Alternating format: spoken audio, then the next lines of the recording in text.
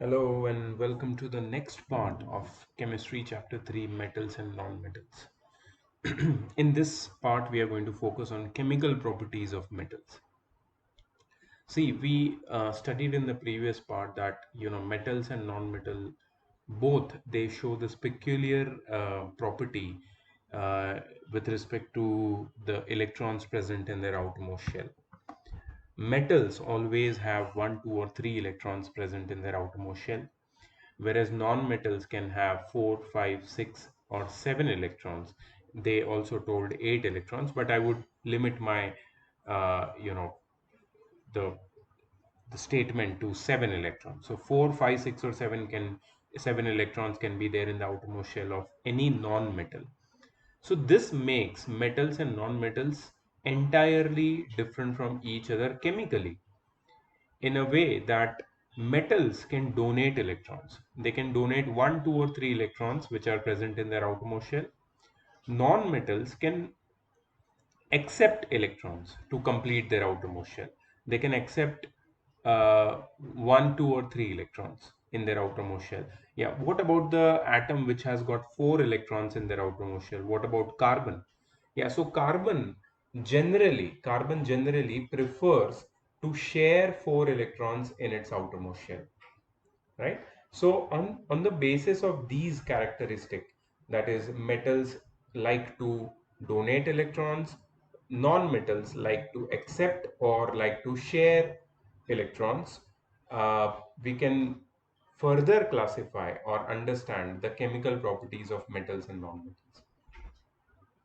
Okay, so before we start with the chemical properties of metals and non-metals, there is a small activity we have to perform. We have to understand the activity which is being showed over here or performed over here, and we have to understand how metals and non-metals react differently. We take some common metals such as magnesium, and common non-metals such as sulfur. Now, what is the activity? We have to show that metals and non-metals react differently. That is the aim of this activity. The aim of the activity is to show that metals and non-metals react differently.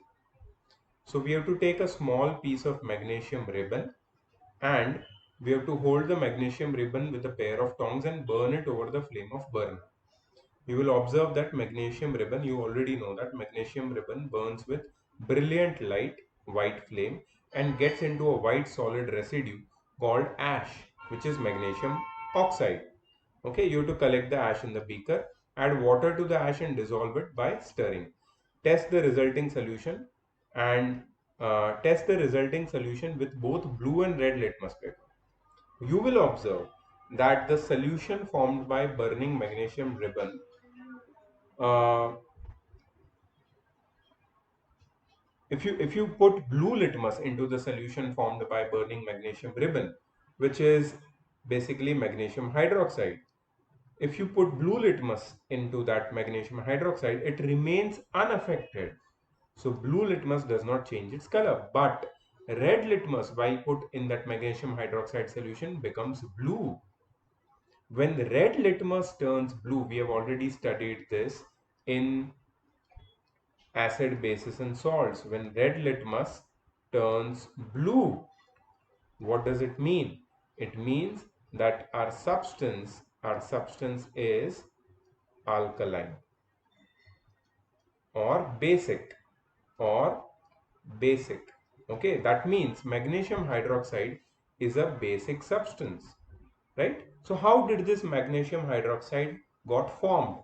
We burned or we heated metal reacted with oxygen, it formed metallic oxide. This metallic oxide got dissolved in water, formed an aqueous solution of metallic hydroxide. This metallic hydroxide turned red litmus to blue. That means this metallic hydroxide is nothing but alkaline. So you can say that now you can conclude this very important fact that all metallic all metallic oxides and metallic hydroxides are basic in nature. They turn red litmus blue. They are basic in nature. All metallic oxides. And this is very important. I hope you're taking notes. I hope you are all ready with your notebooks and your pens and you're noting it down. Because as we start, describing the chemical properties of metals and non-metals, there are so many informations which you are going to be given, and I'm going to say about speak about so many things that to remember and recollect everything together when question is asked, it's very difficult. So I hope you're taking notes about these important things. The first important thing which we understood is all metallic oxides and hydroxides are basic in nature, are basic in nature. Okay. What about sulfur, which is a non-metal?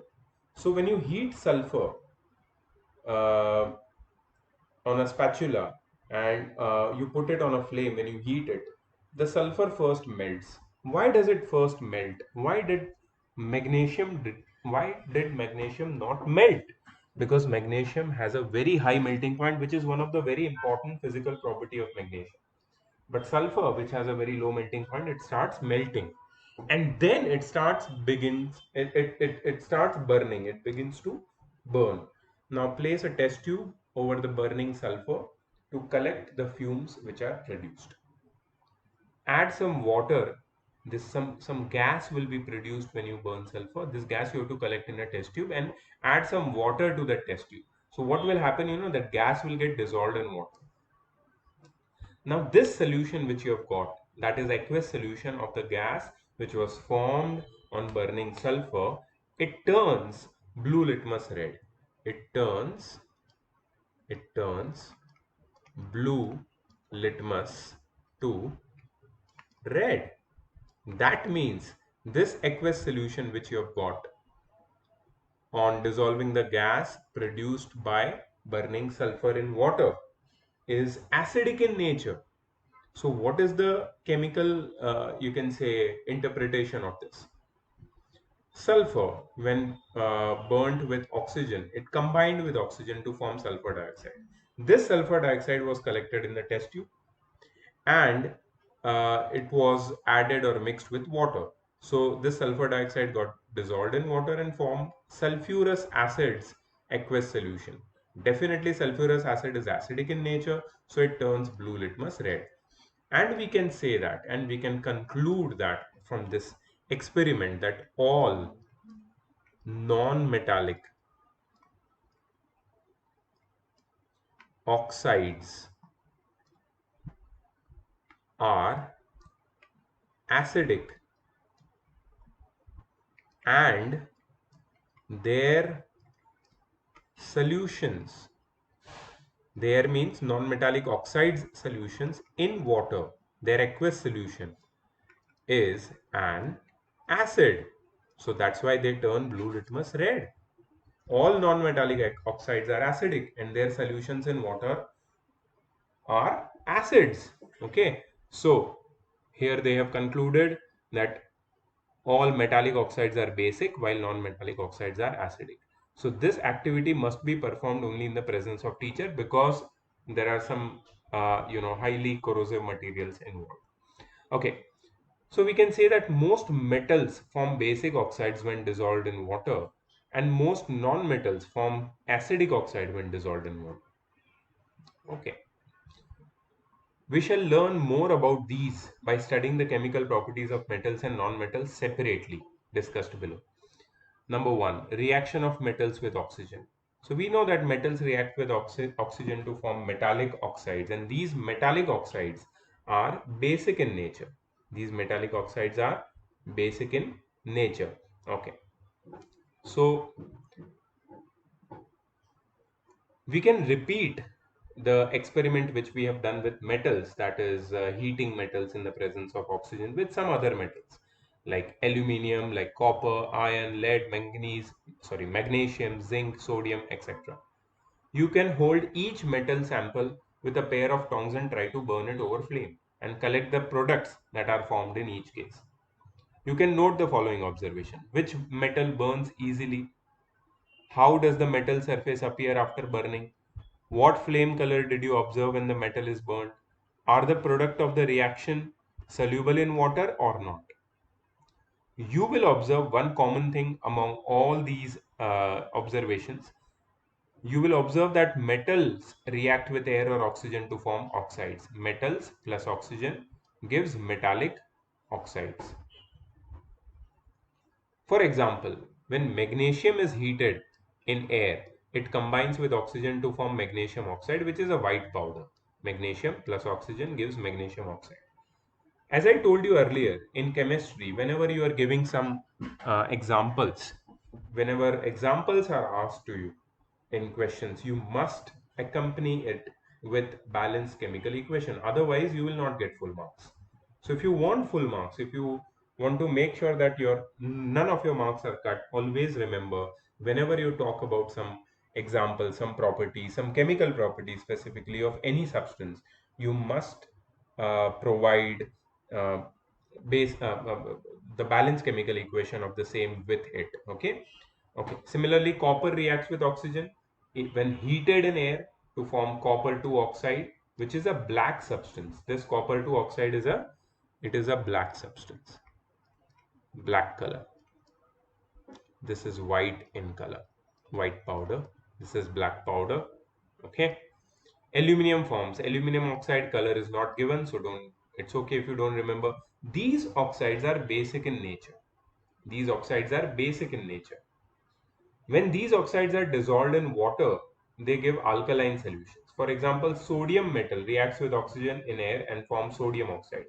This sodium oxide, when dissolved in water, it forms a very strong alkali called sodium hydroxide. You know, its common name, sodium hydroxide, caustic soda. We have learned in acid, bases, and salts, sodium hydroxide is known as caustic soda. Due to the formation of sodium hydroxide, which is an alkali, the solution of sodium oxide in water turns red litmus blue because it's basic in nature. All metallic oxides are basic in nature. All metallic oxides, when dissolved in water, whichever are soluble, when dissolved in water, they form alkaline solutions. Similarly, potassium oxide dissolves in water to produce alkalis as first first step in the reaction. Potassium reacts with oxygen to form potassium oxide. Potassium oxide further dissolves in water to give potassium hydroxide, which is an alkaline solution. You will observe an interesting observation. It will be observed that some metals give characteristic color to the flame. ये question यहाँ पे पूछा था, देखा? Which metals burn easily? तो magnesium सबसे easily burn होता है. What about sodium? See, sodium catches fire just as it is brought in contact with oxygen or air. Okay, so sodium is like it gives you can say when it is just brought in contact with oxygen, it starts uh, burning, and with water, its reaction is highly combustible. So you should never burn sodium because sodium as it is very reactive. Okay, how does the metal surface appear after burning? So in the case of magnesium, it becomes a white powder. In case of copper, it becomes a black powder. So it is different for different metals. What flame color did you observe when the metal is burned? This is given over here, so I want you to note it down. It will be observed that some metals give characteristic color to the flame. For example, sodium burns with a golden yellow color. So you said that you will tell me that, sir, you just said that sodium should not be burned because it's highly combustible. Yes, but when very small, very tiny quantity of sodium is burned, we see a golden yellow color flame. And copper burns with bluish green color flame. Bluish green color flame. Okay, so there two flame colors are given to you. See, you can find out the flame colors of following metals, maybe try to find out the flame colors of magnesium, you know, dazzling white, we know it already. Try to find out the flame color of lead. Try to find out the flame color of iron. Then try to find out the flame color of, let's say, potassium, then aluminium, right? Okay, I think these are enough. Try to find, okay, calcium also. Try to find what color flame do these metals produce on burning. Just for the sake of your information, if sometimes asked. Reactivity of metals with oxygen. See, all metals do not react with oxygen in equal ease, I'm sorry. Some reacts with oxygen very violently, very vigorously, okay, even at room temperature, and some react with oxygen on heating, okay. Metals like sodium, potassium, calcium react with oxygen even at room temperature to form their oxides. Sodium plus oxygen, sodium oxide, potassium plus oxygen, potassium oxide, calcium plus oxygen, calcium oxide. Sodium and potassium metals are so reactive with oxygen of air that they react vigorously. They catch fire and they start burning even if they are kept in air, even if they are just kept in air. Therefore to protect them and to prevent accidental fire, sodium and potassium metals are stored under kerosene so that they don't come in contact with air, right? To prevent their reaction with oxygen, moisture, and carbon dioxide of air. Therefore, sodium and potassium are very reactive metals. So, this question might be asked to you that why sodium and potassium are kept under kerosene. Okay, so you have to answer this question with the given information which I just provided. Okay, what about magnesium, aluminum, and zinc? They don't react. Magnesium, aluminum, and zinc don't react with oxygen at room temperature. They burn in air only on strong heating to form corresponding oxides. Magnesium plus oxygen gives magnesium oxide. Aluminum plus oxygen gives aluminum oxide. Zinc plus oxygen gives zinc oxide. Metals like iron and copper do not burn in air even on strong heating. However, they react with oxygen only on prolonged heating. Okay, so iron plus oxygen on heating gives iron oxide. It may be noted that iron oxide is a mixture of iron 2 oxide or ferrous oxide and that is FeO and iron 3 oxide or ferric oxide Fe2O3. Therefore, it is written as iron 2,3 oxide. Okay, so whenever you heat, see here there is one wrong thing which is given. They have written sodium. It is not sodium, okay, it is iron. Iron plus oxygen gives Fe3O4. You might be wondering, the valency of iron is 2 and 3, then why Fe3O4? Why Fe3O4? Fe3O4 is because of the mixture of, you can say the combination of FeO plus Fe2O3. If you combine them, you get Fe3O4. Okay, so always iron 3 oxide and iron 4 oxide, uh, you know, gets combined together when iron is heated in the presence of oxygen. Okay, prolonged heating. Okay, they form their oxides on prolonged heating. Iron filings burn vigorously when sprinkled in the flame of a burner. That's what they are saying over here. Okay, copper plus oxygen gives copper oxide. Again, the reaction is wrong over here. It is CuO. You can write 2CuO, that is balanced equation. Copper has low reactivity with oxygen.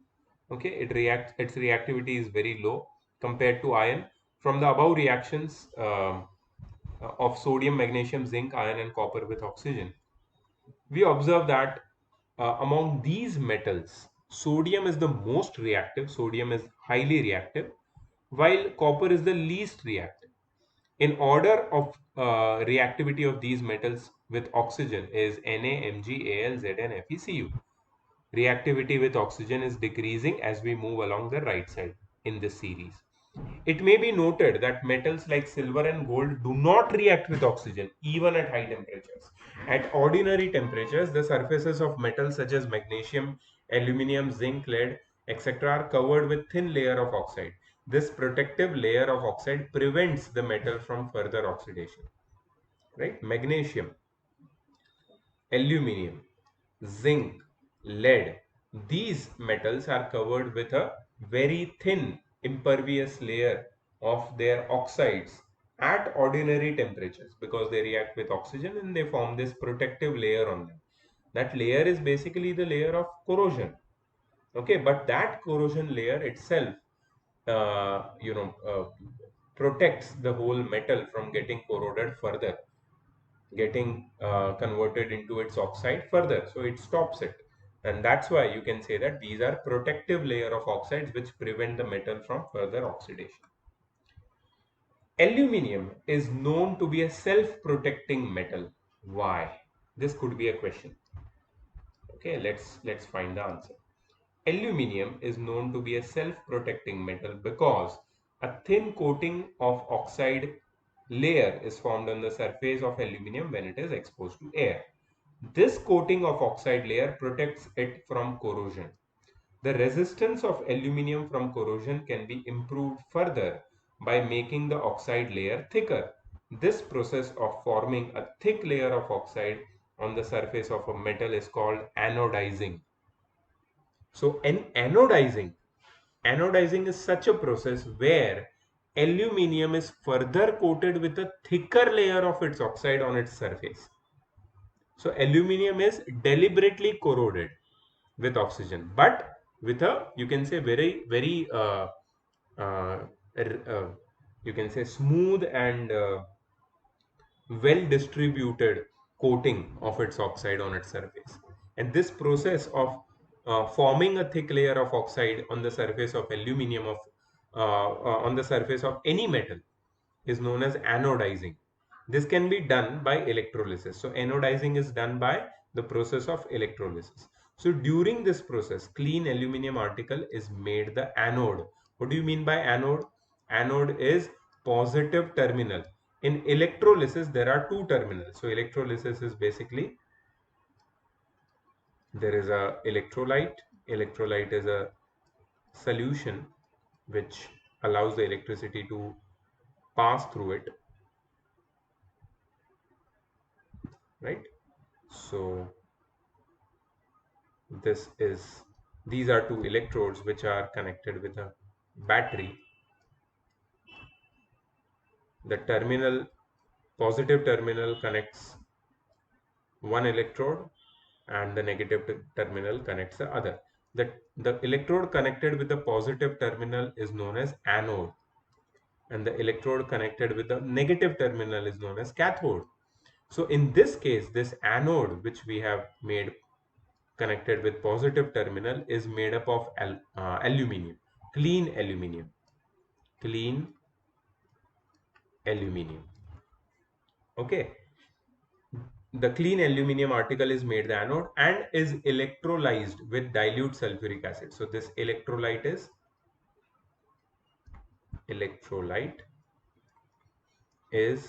dilute sulfuric acid. Okay, the oxygen gas evolved at the anode reacts with aluminium to form a thick protective layer.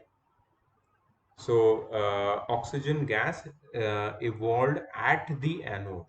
Okay, if clean aluminum article is made the anode, then the oxygen gas will be evolved at the cathode, I think, and then it will get deposited on the anode and it will become anodized. Okay, this oxide layer can be easily dyed to give an attractive finish to aluminum article. So you can see anodized aluminum in your home.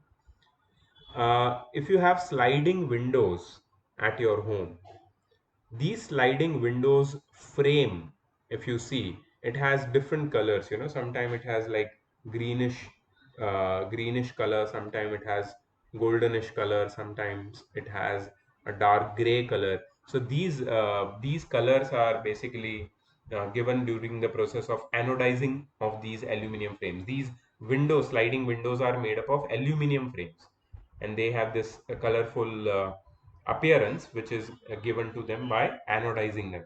So anodizing aluminum windows makes them more, you can say, more durable and more resistive to further corrosion. Okay, so they stay stronger, and you can say you can use them for a longer period of time after anodizing.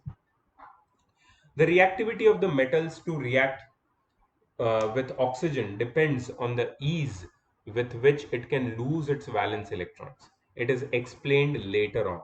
Okay, so you can say that a metal, let me write it over here. This is explained further, but I will write and you can note it down. A metal is more reactive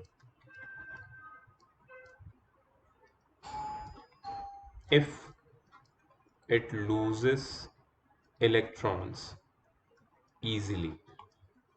So on the basis of this, the reactivity series of metals is constructed, which we are going to see ahead. The reactivity of metal to react with oxygen depends on the ease with which it loses its valence electron.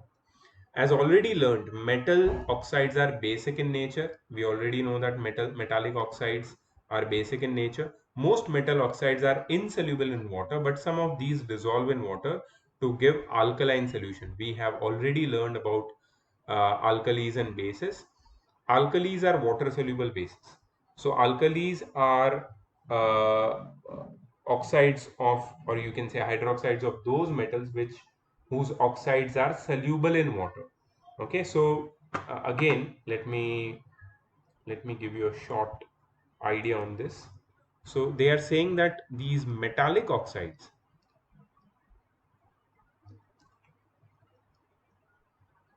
can be uh, soluble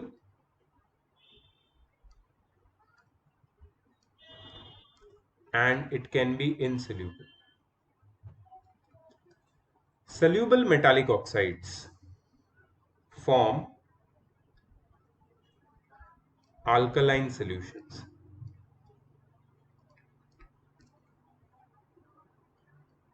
which are basic in nature. Insoluble metallic oxides are basic but not alkaline. So bases all bases are alkalis. I'm sorry, all alkalis are bases, but all bases are not alkalis. The metallic oxide solutions, which are metallic oxides which are soluble in water, they are alkalis, but the metallic oxides which are insoluble in water, they are not alkalis. Okay, we have studied about this in acid, bases and salts. Again, to go through the same, because metals and non-metals is basically studying the properties of metallic or non-metallic substances and their compounds, and that involves basic acidic and basic substances. Okay, so most metallic oxides are insoluble in water, but some of these dissolve in water to give alkaline solution. Some metallic oxides react with acids to form salt and water. For example, sodium and potassium oxides react with water to form alkaline solutions, which turn red litmus blue. We already know that. So let's now take our oxides one step further, where the metallic oxides, all of them are metallic oxides. See, uh, up to here. Sorry. So all these metallic oxides, they are reacting with water and they are producing their respective hydroxides. Okay. So sodium and what do you mean? What do you understand by the hydroxides of sodium and potassium? They are water soluble. But magnesium hydroxide is partially soluble in water. Magnesium oxide is partially soluble in water. So they are all basic in nature, but some are more soluble and some are less soluble. Acha. What about their reaction with acids? If you observe magnesium oxide, copper oxide, they react with acids to give the respective salts, that is magnesium sulfate and copper sulfate plus water. So why do they react with acids? Since I told you that metallic oxides are basic in nature, they react with acids, and what reaction takes place?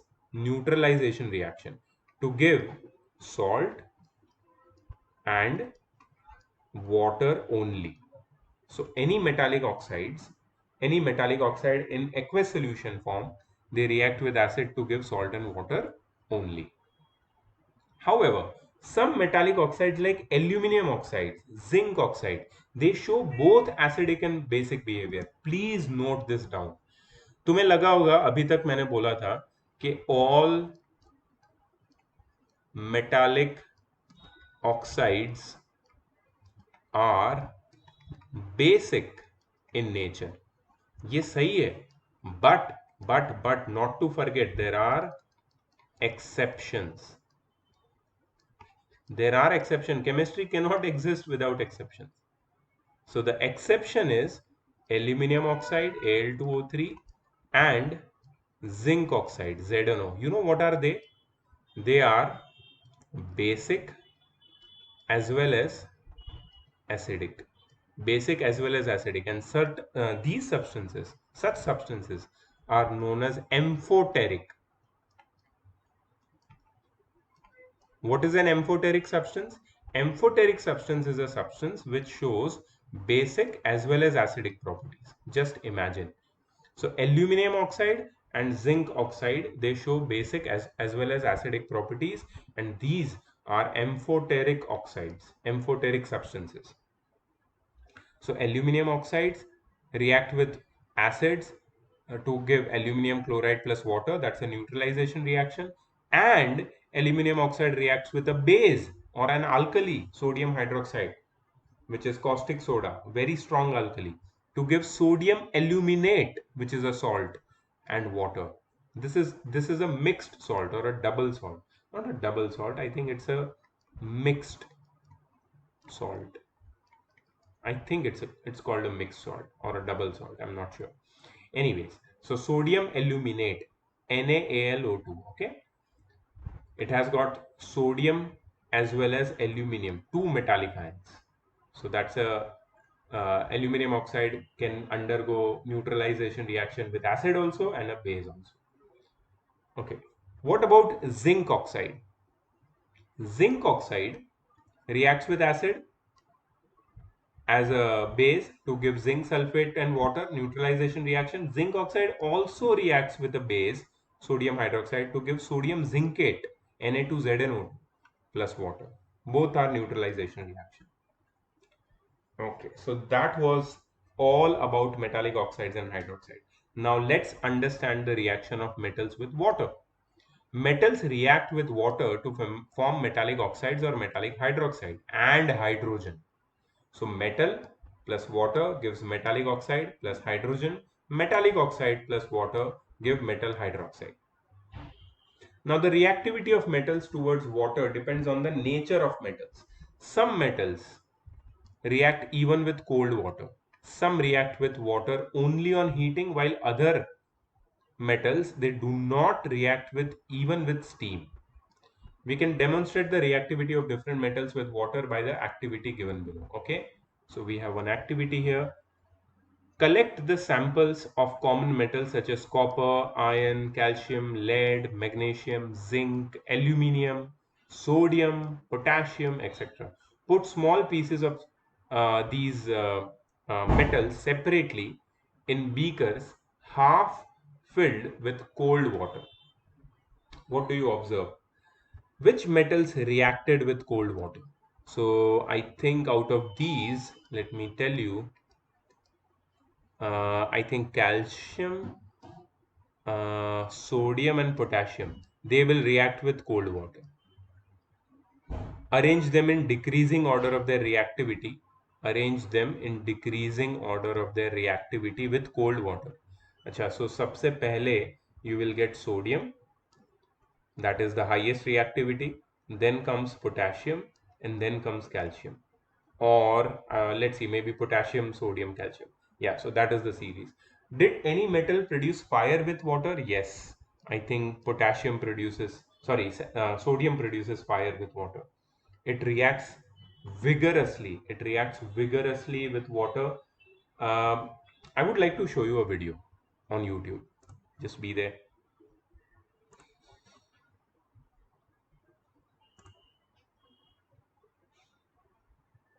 I've shown this video to some other batch as well, and it was like crazy.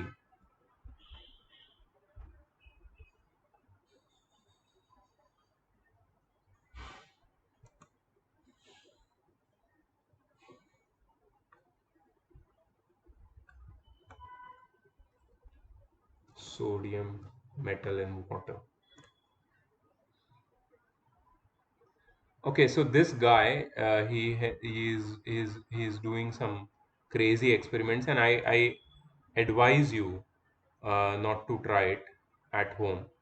Uh, I think I would not show you this experiment because this is like really crazy, and I don't recommend doing all these experiments. I don't know, some student might try just for making YouTube videos, but it can seriously injure, and this person is not wearing any safety gear, protection gear. He is just wearing gloves and is putting this sodium into this Bisleri bottle can. Okay, let's see this, but don't even think of trying it. Okay, this is crazy. Please आपण जाऊया, खूप सुंदर आहे. Okay, add खत्म होने दो. शादी करके ही मानेगी ये. ओके. चल बढ़िया सब भाई. अभी तक क्या किया हमने, सोडियम मेटल के साथ जो भी रिएक्शन किया ना, पानी खुला पानी होता था उसमें डाल देते और विस्फोट होता था, ऐसे जाता था. पर अगर बंद कंटेनर हो, उसके अंदर सोडियम मेटल डाले तो क्या होगा? वही जो आपने देख के क्लिक किया ना, वही करेंगे. ये रही पानी की बड़ी बॉटल. इस बड़ी बॉटल में हम सोडियम मेटल यहाँ से डालेंगे तो उसके पास बस इतना सी स्पेस होगा एक्सप्लोजन बाहर निकालने का, बाकी सब बंद है. तो क्या होगा, ये बॉटल ऐसे फट जाएगी. ये क्या होगा वो करते हैं इसको ट्राई. तो पहले मैं इसको खोलता हूँ. एक तो ये बंदा नई की नई, पूरी की पूरी नई बॉटल बिस्लेरी की, 20 लीटर, क्या बोलते हैं इसको, फिल्टर्ड पानी है, प्यूरिफाइड पानी है, मिनरल वाटर है, उसको पूरा बर्बाद कर रहा है. मतलब देखो, स्लीपर पहने हुए हैं उसने. क्या आदमी है यार ये.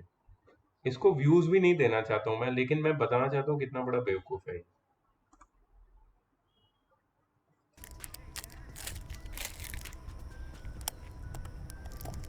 अब इसमें पानी ज़्यादा है, थोड़ा सा इसका पानी हम बखेर देंगे. अब इसका पानी हमने कम कर लिया, यहाँ तक कर लिया पानी, क्योंकि जब सोडियम मेटल यहाँ पे रिएक्ट करेगा तभी तो ऊपर जाएगा. यहीं रहता तो इतने से पानी पे करता. अब उसके पास ज़्यादा जगह होगी रिएक्शन करने के लिए. तो ये रहा सोडियम मेटल. पेस्ट निकालते हैं और इसमें डालते हैं सोडियम मेटल. एक बड़ा थोड़ा पीस है, पानी भी ज़्यादा है तो मेटल भी ज़्यादा. कहाँ से लेके आता है यार ये सब, कहाँ से लेके आ रहा है ये. यूट्यूब पे व्यूज लाने के लिए ना लोग कुछ भी करते हैं यार. ये दिस इज रॉन्ग मैन. अब करते हैं 1 2 ready go.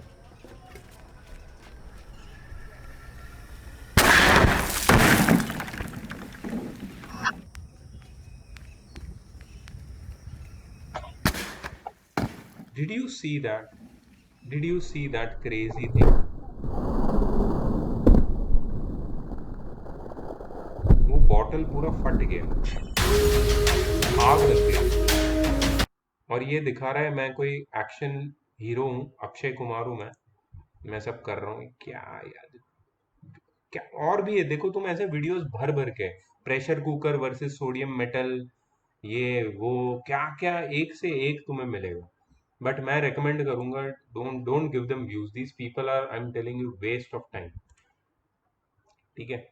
So yeah, that's why I showed you this video, to understand how much waste of a time they are. Anyways, does this does any metal starts floating after some time? I think calcium does that. Calcium starts floating after some time. You will observe, अब देखो पूरा answer जो question यहाँ पे पूछे ना उसका answer यहीं पे वो लोग दे रहे हैं. You will observe that calcium, sodium, potassium react with cold water. Sodium and potassium react violently with cold water, जो अभी हमने देखा वीडियो में, making a hissing sound. The reaction of sodium and potassium is so violent and exothermic that evolved hydrogen gas catches fire and the reaction leads to little explosion. Calcium reacts less violently and the piece of calcium starts floating in water because the bubbles of hydrogen gas formed stick to the surface of the metal and it starts floating, जो मैंने answer बताया. ठीक है, तो यहाँ पे वो लोग ने जो आंसर दिया है कि सोडियम और potassium they both catch fire due to the hydrogen which is evolve. Other metals, copper, iron, lead, magnesium, zinc, and aluminum do not react with cold water. Remember this. Now put the metals which did not react with cold water in beakers half filled with hot water. Magnesium, as seen above, does not react with cold water, but it reacts rapidly with hot water. It also starts floating due to the bubbles of hydrogen sticking to its surface. Please note these reaction observations down. Okay, metals like zinc, aluminium, copper, lead, and iron do not react even with hot water. To study its reactivity with steam, set up the experiment as shown in figure 3. Okay, so what we are doing is we are having a metal sample over here. We have a glass wool soaked in water. Glass wool is a specific substance which is like, it looks like wool, but it is not exactly your natural wool. It is an artificial synthetic substance. So glass wool soaked in water, it is heated so that the water evaporates, gets converted into steam, and the steam reacts inside this boiling tube with the metal sample. Okay, so this is the setup, and this setup has to be done with zinc, aluminium, copper, and lead. A lump of glass wool is soaked in water placed at the bottom of the boiling tube. The water present in glass wool will form steam on heating. The metal sample to be reacted with steam is placed in the middle of the horizontally kept boiling tube. Now place the metals one by one in the middle of the horizontal tube and heat with the help of glass wool by using burner.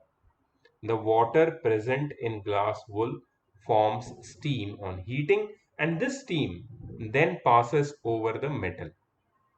The metal reacts with steam to form corresponding metal oxides and hydrogen gas is liberated. The hydrogen gas comes out of the boiling tube and it is collected over water as shown in figure 3. Okay, so what is happening over here? Glass wool soaked in water is heated, steam is formed, reacts with metal sample. It forms respective metal oxide and hydrogen gas is released, which is collected through this delivery tube, passes through water. Hydrogen does not dissolve in water, does not react with water. It just bubbles over the surface of water and collected over this water. This method of collection of hydrogen gas is known as downward displacement of water. Downward displacement क्यों होता है? ये जो तुम्हें यहाँ पे inverted test tube दिख रही है, वो इन्वर्टेड टेस्ट ट्यूब में ऑलरेडी थोड़ी स्पेस होती है. ठीक है, वो स्पेस में ये हाइड्रोजन कलेक्ट होता रहता है, और ये जो वाटर है, बिकॉज हाइड्रोजन अब वाटर की स्पेस ले रहा है, तो ये वाटर धीरे धीरे यहाँ पे नीचे जाके ये ट्रॉ में कलेक्ट हो जाएगा. So this method of collecting hydrogen is known as downward displacement of water. ठीक है, so you will observe that metals like aluminum and zinc react with steam. Iron does not react under ordinary conditions, but it reacts only when steam is passed over hot iron. तो ion को heat करना पड़ेगा तभी वो react करेगा steam के साथ. Metals such as lead and copper do not react with water at all. Thus, this activity helps us to understand the reactivity of different metals with water. The activity must be perform only in the presence of teacher. वो sodium वाला तो खास करके, actually ये सब sodium वाला activity कभी भी स्कूल में करवाते नहीं.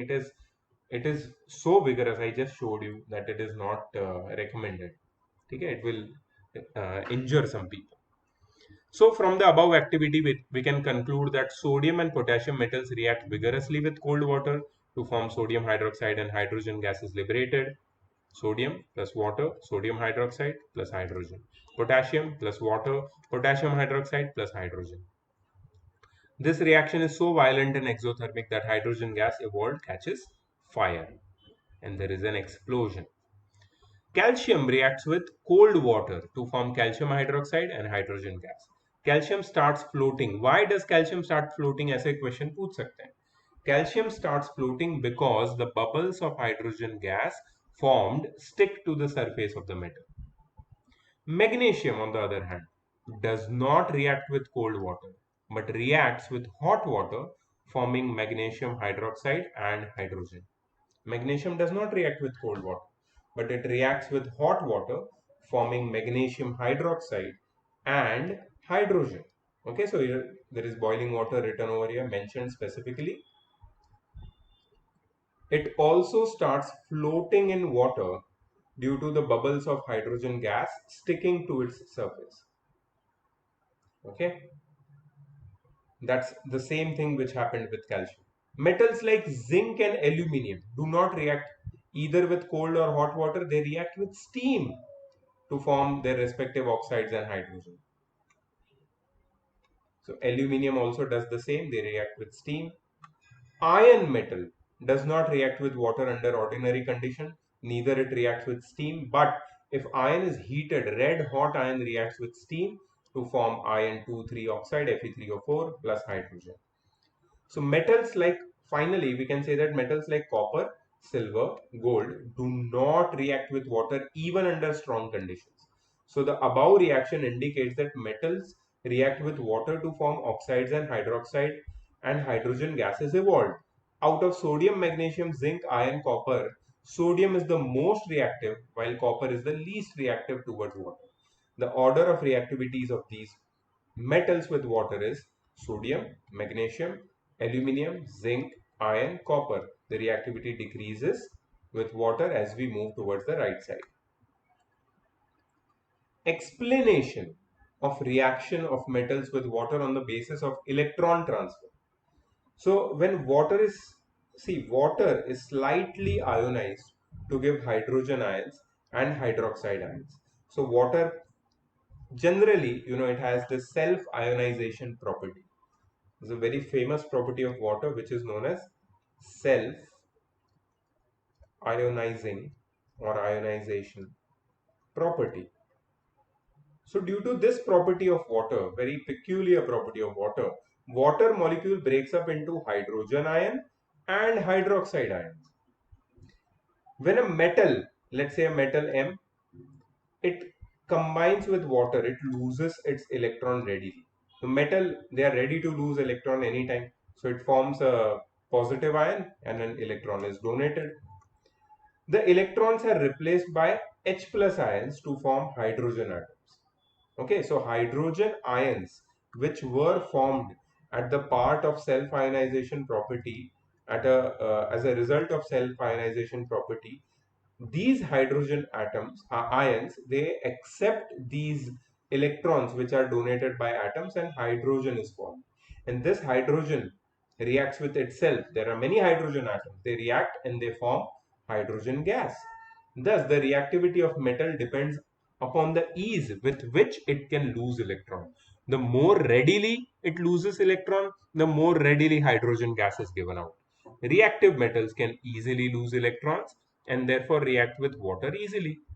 Less reactive metals lose electron with difficulty and therefore react with water slowly. मतलब जितना रिएक्टिव मेटल होगा उतना इजी इलेक्ट्रॉन डोनेट करेगा, जितना इजी इलेक्ट्रॉन डोनेट करेगा उतना इजी हाइड्रोजन गैस लिबरेट होगा, उतना इजी आगे रिएक्शन प्रोसीड होगा. बट कॉपर के साथ क्या होता है? Copper does not lose electron easily, so that do not react with water or displace hydrogen from water. वो इलेक्ट्रॉन लूज नहीं करता है इजीली कॉपर, इसलिए वो हाइड्रोजन को डिस्प्लेस नहीं कर सकता वाटर में से. ठीक है, इसलिए copper does not react with water. Okay, now the third reaction. So first reaction was of metals with oxygen. Then the second reaction was of metals with water. एक एक चीज हमने डिटेल में पढ़ी है, मतलब this is like absolute details, बहुत ज्यादा डिटेल में हम लोग पढ़ रहे हैं, ठीक है। So I hope this helps you to form answers, यही डिटेल्स तुम्हें आंसर फॉर्म करने में हेल्प करेगी, ठीक है। चलो, so next is reaction of metals with acids. Many metals react with dilute acids and liberate hydrogen gas. So generally we can say that metals plus dilute acids gives metallic salts plus hydrogen. Only less reactive metals such as copper, silver, gold do not liberate hydrogen from dilute acid or do not react with dilute acid. These metals are labeled as less reactive. These are regarded as less reactive than hydrogen, discussed in electrochemical series further. We will come to know. The reactions of metals with dilute hydrochloric acid HCl and dilute sulfuric acid H2SO4 are similar. With dilute HCl, they give metal chlorides and hydrogen. Okay, with dilute HCl, they give metal chlorides, and hydrogen. Whereas with dilute H2SO4, they give metal sulfates, and hydrogen. The reactivity of different metals is different with the same acid. For example, sodium, magnesium, calcium react violently with dilute hydrochloric acid or dilute sulfuric acid, liberating hydrogen gas and corresponding metal salt. We have been given the reactions of these reactive metals with acids. Sodium plus HCl gives NaCl plus H2. Sodium plus H2SO4 gives Na2SO4, sodium sulfate plus hydrogen. Magnesium plus hydrochloric acid gives magnesium chloride plus hydrogen. Magnesium plus sulfuric acid gives magnesium sulfate MgSO4 plus hydrogen. Though both sodium and magnesium react violently with dilute acids, the reaction with magnesium is little less violent than that of sodium. Therefore, sodium is more reactive than magnesium. So we have understood now, we can actually now compare the reactivity of metals on the basis of the reactivity of these metals with oxygen, with water, with acid, and we understand one thing, okay, sodium is a crazy metal. Sodium is more reactive than any of the other metals. Sodium and potassium both actually. But sodium is definitely more reactive than magnesium.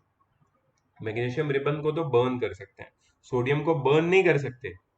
Sodium अपने आप ही burn होता है, उसको flame की जरूरत नहीं है, इसलिए उसको केरोसिन के अंडर रखते हैं। Okay, metals like zinc and aluminium react with dilute hydrochloric acid or dilute sulfuric acid, but the reaction is less rapid than that of magnesium. So zinc plus hydrochloric acid gives zinc chloride plus hydrogen. Zinc plus sulfuric acid gives zinc sulfate plus hydrogen. Similarly, aluminium plus hydrochloric acid gives aluminium chloride plus hydrogen, and aluminium plus sulfuric acid gives aluminium sulfate plus hydrogen. Okay, तो reaction में जो pattern है वो समझ लो। कोई भी metal जब acid के साथ रिएक्ट करता है तो वो मेटालिक सॉल्ट बनाता है, ठीक है, और वो हाइड्रोजन गैस रिलीज करता है। Ion reacts slowly with dilute hydrochloric acid. देखो ये हमने केमिकल प्रॉपर्टीज ऑफ एसिड में भी पढ़ा हुआ है, ये फिर से आ रहा है, ये सारी चीजें रिपीट होती है और ये कॉमन चीजें हैं दोनों चैप्टर के बीच में, बट हमें 2 बार पढ़ना जरूरी है, तो ही हम लोग ये पैटर्न को समझ पाएंगे, ठीक है। यहाँ पे हम लोग डिटेल में पढ़ रहे हैं कि हर एक अलग अलग मेटल कैसे एसिड्स के साथ रिएक्ट करता है। So iron reacts with acid but it reacts slowly and therefore it is less reactive than zinc and aluminum, ठीक है। So iron plus hydrochloric acid gives iron chloride, ferrous chloride FeCl2 plus hydrogen. Iron plus sulfuric acid gives iron sulfate or ferrous sulfate plus hydrogen. Copper on the other hand does not react with hydrochloric acid or sulfuric acid at all. So copper plus hydrochloric acid or copper plus sulfuric acid gives no reaction in both the cases. So copper is even less reactive than iron. From the above reaction, we conclude that metals react with any acid to liberate hydrogen gas.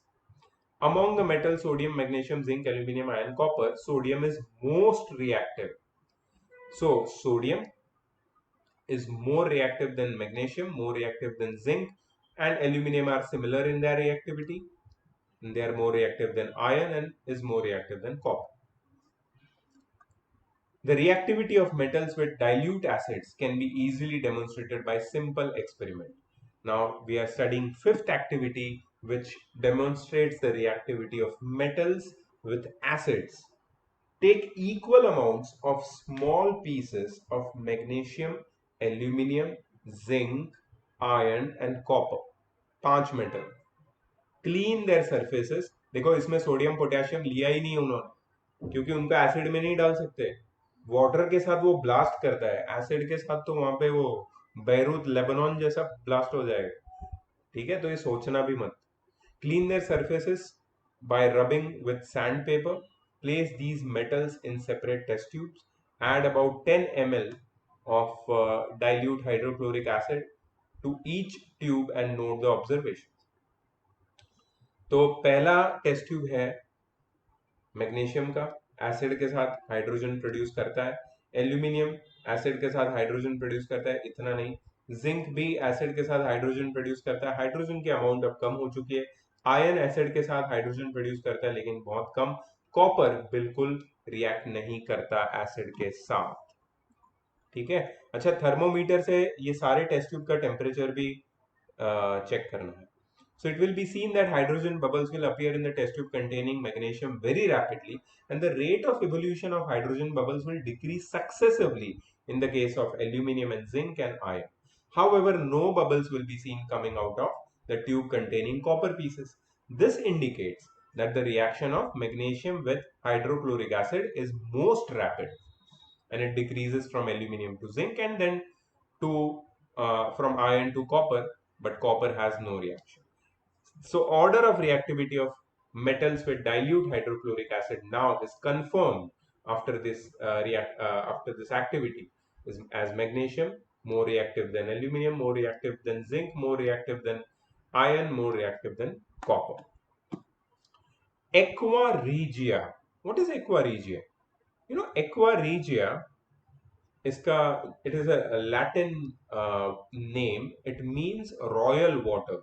Why is it known as royal water? See, aqua regia बना किससे? Aqua regia is made up of, it is a mixture of 3 parts of concentrated HCl and 1 part of concentrated HNO3, nitric acid. Hydrochloric acid और nitric acid का 3:1 ratio का mixture है. Platinum, gold, ये सब acid के साथ react नहीं करते, लेकिन एक्वारेजिया में तो डिसॉल्व हो जाता है. मतलब प्लैटिनम और गोल्ड तक को अपने अंदर डिसॉल्व करने की कैपेबिलिटी रखता है, इसलिए ये एक्वारेजिया अलग है सबसे. ठीक है. It can dissolve gold even though neither HCl nor HNO3 can dissolve gold. So aqua regia has this special property. It is highly corrosive and fuming liquid. It is one of the best reagents to dissolve noble metals such as gold and platinum. ठीक है, aqua regia के ऊपर question पूछ सकता है. Note it down. Next, fourth reaction. Congratulations guys, we are on the fourth reaction and there is so much more to tell you because अभी तो सिर्फ हम metals पे हैं. तो chemical properties of metals is a huge topic. इसके बाद chemical properties of non metals आएगा, उसके बाद ये पार्ट खत्म होगा. चैप्टर खत्म होने के लिए तो बहुत time. So it's a huge chapter. Information अगर मैं सारी तुम्हें डाइसेक्ट करके धीरे धीरे बताऊंगा so it will take a lot of time. ठीक है, एक दो सेशन में खत्म होने वाली बात नहीं है. अगर मैं सारी चीजें तुम्हें एक एक करके डिटेल में बताऊंगा तो स्कूल में तो फटाफट हो जाता है बिकॉज इतनी डिटेल में चीजें डिस्कस नहीं होती. ठीक है, अब इतनी डिटेल में चीजें डिस्कस होगी तो मेरे एक्सपेक्टेशंस भी होंगे कि भाई टेस्ट में अच्छे मार्क्स लाओगे तुम. ठीक है, तो क्योंकि तुम्हारा प्रिपरेशन आधा तो मैं ही करवा रहा हूँ यहाँ पे, राइट. देखते हैं टेस्ट में कैसे मार्क्स आते हैं. वीडियो देखना सिर्फ इनफ नहीं होता है, वो तो फर्स्ट पार्ट है पूरे प्रोसेस का कि वीडियो देखो, लेक्चर में बैठो, टीचर क्या बोल रहे हो वो सुनो, उसके बाद होमवर्क भी अच्छे से करना पड़ता है. कॉपी करके नहीं, समझ के याद करके लिखना पड़ता है, राइट। उसके बाद फिर तुम्हें प्रैक्टिस भी करनी पड़ती है, सेल्फ स्टडी भी करनी पड़ती है, उसके बाद आती है टेस्ट, उसके बाद आता है रिजल्ट। तो ये बहुत लंबा प्रोसेस है, एकदम से नहीं हो जाएगा। लॉकडाउन में फटाफट सिलेबस खत्म कर दो, ये कोई खाने वाली बात थोड़ी है। तो मैं तो आराम से चलूंगा यार, हमारी स्पीड काफी अच्छी है, बहुत सारी बैचेस के साथ मेरी स्पीड बहुत कम है अभी, बट क्योंकि उनका कंटेंट इतना जबरदस्त है यार, इतना इतना वाइड है कि टाइम लगता है। Okay, so let's go to the next reaction of metals, that is with chlorine. So metals react with chlorine to form metallic chlorides. So this is a kind of a reaction which we have studied in the first chapter of chemistry, which is combination reaction, combination or synthesis. ठीक है, combination reaction or synthesis. So metallic chlorides are solids having high melting and boiling points. They also conduct electricity in their molten state or when dissolved in water. For example, sodium chloride. That's a metallic chloride. The reactivity of metals with chlorine is also different. Sodium, magnesium, calcium and zinc react with chlorine readily, while metals like iron and copper react with chlorine on heating. So these are all the chemical reactions of metals on reaction with chlorine. Okay, you can pause the video, you can note them all down, or what you can do is you can challenge yourself. We have sodium, calcium, zinc, magnesium, iron and copper. Write, or you can say make their balanced chemical equations when they react with chlorine, and then pause the video, do that and then check it. ठीक है, and then check with the video, don't copy it. तो तुम्हें समझ में आएगा कि are you now able to make balanced chemical equation with the pattern which has been provided to you or not. तो इसमें एक पैटर्न याद रखना कि सोडियम, कैल्शियम और zinc readily react with chlorine to form their respective chlorides, but magnesium, iron and copper react with chlorine to form their respective chlorides only on heating. Fifth reaction, congratulations, we are on the fifth reaction, reaction of metals with hydrogen. See, all metals do not combine with hydrogen. Only a few metals such as sodium, potassium, magnesium, calcium react with hydrogen to form their hydrides. What are they known as? Hydrides. Sodium plus hydrogen, sodium hydride. Potassium plus hydrogen, potassium hydride, and so on. Calcium hydride is commercially known as hydrolith. Hydrolith. This is, you can say, extra information, good for your general knowledge. Chemistry, this subject is full of information, so much of information that you can get crazy. Okay, reaction of metals with solution of other metals. Okay, so this is a very peculiar reaction, and I think I want to spend a lot of time on this. Let me understand how much is remaining and how much time we have covered till now. Okay, so 1 hour is over, but I'm going to complete the chemical properties of metals, and then in the next video I'm going to finish chemical properties of non-metals. So I'm doubtful that this week will have a live class on Google Meet or not, because what I wanted to do is I wanted to complete this first part and give you the exercise, because it's a huge exercise, and then in live class I wanted to have this question answer session with you after you watch all the videos and take notes, and start with your final exercise. So that way we can go through each and every topic in detail, but since the lesson is too lengthy and it has a lot of content in it, so it will take time. So let me finish today, because I've started with reactivity, chemical properties of metals, then let me finish it, and then we can finish the chapter in the next video, and we can talk about the live class after the next video. Okay, so let's go ahead and finish this.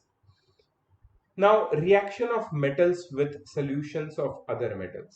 Now remember what we are talking about.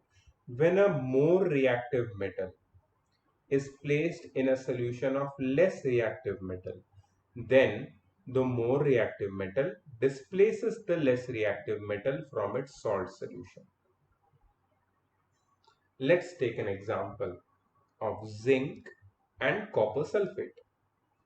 Copper sulfate is a salt solution of copper, which is blue in color. Now, since we have studied the reactivity of metals with oxygen, with water, with acids, with chlorine, with hydrogen, we have understood that zinc is more reactive than copper. Right? We have understood it numerous times that zinc is more reactive than copper. So we want to understand how metals react with the solution of other metals. Specifically, we want to understand how a more reactive metal like zinc over here reacts with the salt solution of a less reactive metal, that is copper sulfate over here. Copper sulfate is a salt solution of copper, which is a less reactive metal. So when this happens, we get zinc sulfate plus copper. Now this you have studied in the first chapter, chemical reactions and equations. And this reaction is known as, if you remember, this reaction is known as, many of you are already saying it, yes, it is displacement reaction. So what happens during this displacement reaction? Whenever a more reactive metal displaces a less reactive metal from its salt solution, you can see that more reactive metal is taking place of the less reactive metal. जहां पे पहले copper sulfate था, बन गया zinc sulfate, and the less reactive metal is displaced out. It is thrown out of its salt solution. So copper is separated. ठीक है, so the once the solution which was blue in color, copper sulfate, now becomes zinc sulfate and its color changes to colorless. So we can say that zinc displaces copper from its salt solution. Why? Because zinc is basically more reactive than copper. But what will happen if we react zinc sulfate with copper? हमारे पास zinc sulphate solution है already और हम उसमें copper डालेंगे तो क्या होगा? We will get no reaction. You know why? Because copper over here is a less reactive metal and zinc sulfate is a salt solution of a more reactive metal, that is zinc. So a less reactive metal such as copper cannot displace zinc, which is a more reactive metal, from its salt solution. That's why zinc sulfate plus copper will have no solution. ठीक है, यहाँ पे लिखा है, फिर से मैं पढ़ता हूं, इसको तुम्हें एक्सप्लेन करना अच्छे से आना चाहिए. क्या लिखना है तुमको? Copper cannot displace zinc from its salt solution because zinc is more reactive than copper. ठीक है, because copper is less reactive than zinc, therefore it cannot displace zinc from its salt solution. However, if we put gold or platinum strip in copper sulfate solution, copper is not displaced by gold or platinum. Thus, gold and platinum are even less reactive than copper. So, in general, we can say that metal A is more reactive than metal B. If you want to check who is more reactive than whom, we have two metals, metal A and metal B. Then we take metal A and salt solution of metal B. If we get the salt solution of metal A, if the color of salt solution changes and if metal B displaces out, then we can say that metal A is able to displace metal B from its salt solution and thus metal A is more reactive than metal B. So in the case of zinc and copper, zinc is more reactive than copper because it displaces copper sulfate from the salt solution of copper sulfate, right? Okay. So we may say that if metal A displaces metal B from its salt solution, then metal A is more reactive than metal B. The displacement reaction of a metal from its salt solution by other metal can be understood by performing a simple experiment. What is the experiment? So to study that active metal can displace less active metal from its solution, मैं थोड़ा सा फटाफट जाऊंगा.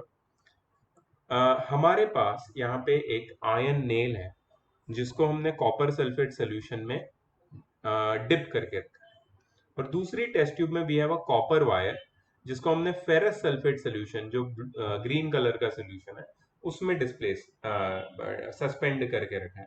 Copper sulphate solution blue colour का है. ठीक है, तो क्या ऑब्जर्व करते हैं हम लोग? हम ये ऑब्जर्व करते हैं, हम ये करते हैं, यहाँ पे लिखा है, मैं यही पढ़ूंगा.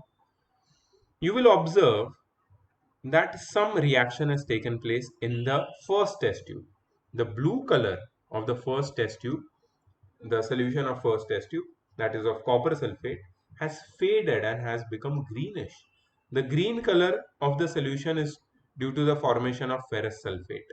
तो फर्स्ट वाली टेस्ट ट्यूब में क्या हुआ, आयन ने कॉपर सल्फेट में से कॉपर को डिस्प्लेस करके उसकी जगह ले ली, और ये जो सोल्यूशन जो पहले कॉपर सल्फेट था वो आयन सल्फेट बन गया ग्रीनिश कलर का. एंड द डिस्प्लेस्ड कॉपर वो कहां जाता है? It is formed on the surface of ion nail. तो पूरा जो आयन नेल पहले ऐसे सिल्वरिश ग्रेइश कलर का था वो पूरा रेडिश ब्राउन बन गया, उसके ऊपर कॉपर डिपॉजिट हो गया.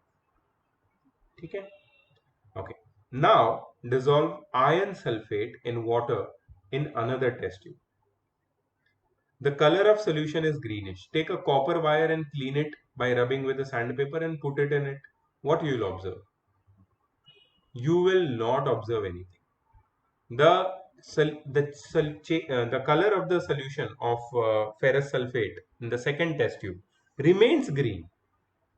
Copper cannot displace iron from its salt solution. Why? Because copper is less reactive than iron. So iron can displace copper from its solution, but copper cannot displace iron from its solution. So iron is more reactive than copper. This is the reaction.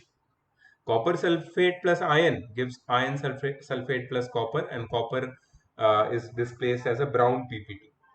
But iron sulfate plus copper has no reaction. ठीक है, सो ये clear हो गया. और एक displacement reaction लेते हैं. अब हम लोग डायरेक्टली रिएक्शन देखेंगे, कुछ पढ़ेंगे. सिल्वर नाइट्रेट प्लस कॉपर क्या होगा? Of course, copper is more reactive than silver, so copper will displace silver from its salt solution. So we'll get copper nitrate plus silver. What do you do when? What do you get? What will happen when copper sulfate reacts with silver? No reaction, because silver is less reactive than copper and it does not displace copper from its salt solution. So, on the basis of all the experiments we have done till now and all the observation we have made and all the conclusions we have recorded, we can conclude one thing, that there is a specific series of metal which is reactivity series, and in this series some metals are placed at the top which are highly reactive, and some metals are placed at the bottom which are least reactive.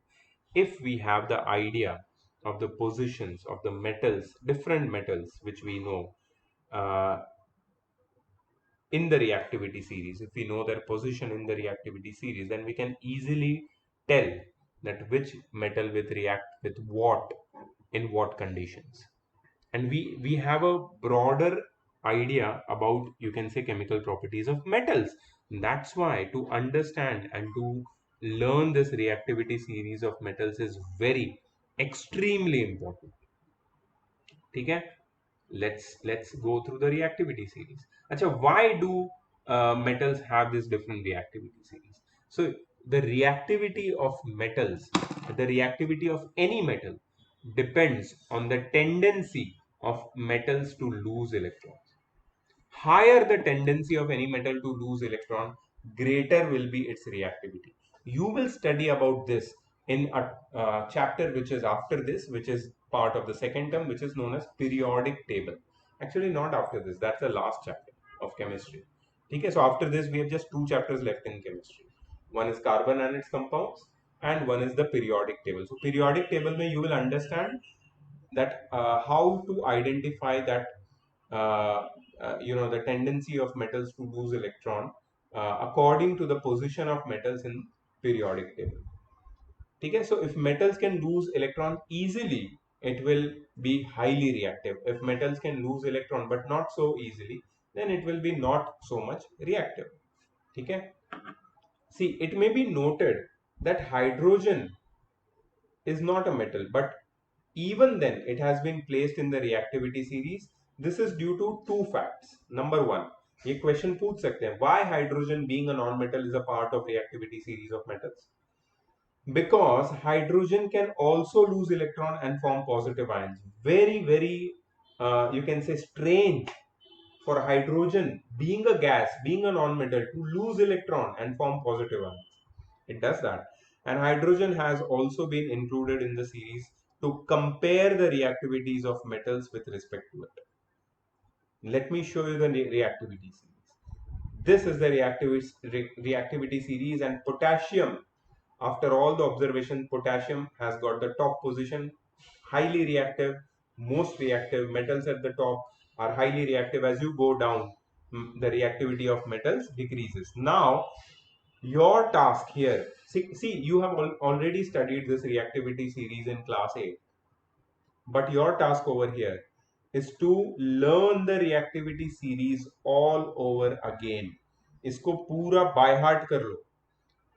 Potassium, sodium, calcium, magnesium, aluminium, zinc, iron, nickel, tin, lead, hydrogen, copper, mercury, silver, gold, platinum, इसको by heart कर लो तुम. ठीक है, अच्छा, hydrogen को एक special highlight क्यों दिया है यहाँ पे? Because the metals which are above hydrogen, they react with all the compounds of hydrogen, like water, like acid, like bases, alkalis. ठीक है, but the metals below hydrogen, they do not react with the compounds containing hydrogen, like water, acids and bases. ठीक है, इसलिए hydrogen को special place दी है. Okay, so hydrogen के बारे में हमने ऑलरेडी पढ़ लिया है. एंड डिस्प्लेसमेंट रिएक्शन को भी हम लोग ये रिएक्टिविटी सीरीज से समझ सकते हैं. जैसे जिंक और कॉपर का एग्जांपल मैंने बताया था. Zinc can displace copper sulphate from its solution, so we can understand it from this reactivity series. अब मुझे बताओ कौन किसकी पोजीशन ऊपर है, जिंक की या कॉपर की? जिंक की. जिंक कहां पे? देखो, जिंक ये रहा. कॉपर किधर है? ये रहा. Who is higher? जिंक.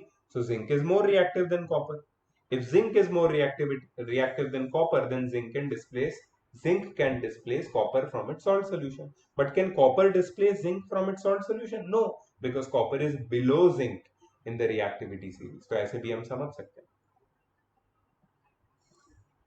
ठीक है, अच्छा, यूजफुलनेस पढ़ लेते हैं एक बार एक्टिविटी सीरीज की, और फिर हमारा ये पार्ट खत्म हो जाएगा finally.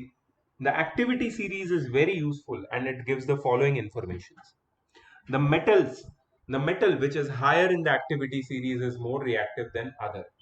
Potassium is more reactive and platinum is the least reactive.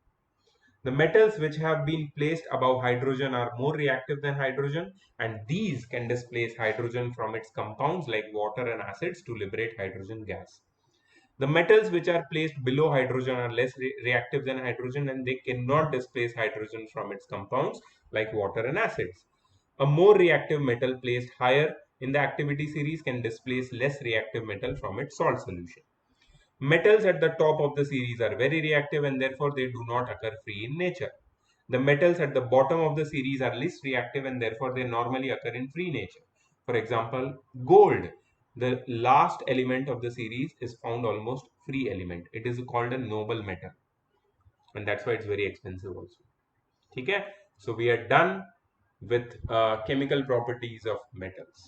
Huge part.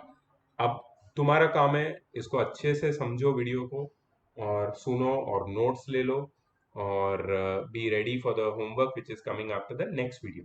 Next video I think I'll be making very soon, and that will be based on the chemical properties of non-metals.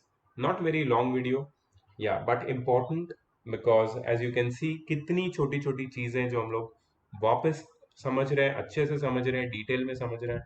So it is very important and I will recommend कि आप ध्यान से ये सारे videos देखो, और you know be ready with the details when the exercise is given to you.